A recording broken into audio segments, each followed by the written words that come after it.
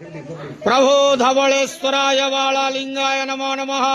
दीपं ज्योति परम ब्रह्म दीपं ज्योति जनार्दनः दीपाहरतु मे पापो पूजा दीप नमस्तुते। धवलेश्वराय वालालिंगाय नमो नमः। संसार सुखी रखंतु। आज पवित्र पंडु पूर्णिमा पंडु ओषा शुभ गुरुवार रे समस्त श्रद्धालु भक्त मान को आशीर्वाद करंतु। मनस्कामना पूर्ण करंतु। कर्म क्षेत्र उन्नति करंतु। ग्रह रिष्ट खंडन करंतु। जगतर मंगल करंतु। विश्वर कल्याण करंतु। आपणकर नाम विख्यात करंतु। सेवकर डाक श्रवण करंतु।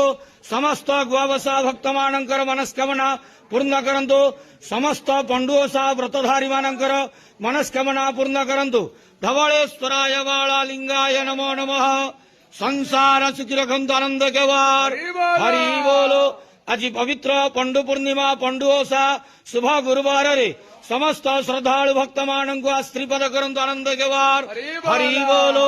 धवलेश्वराय वालालिंगाय नमो नमः।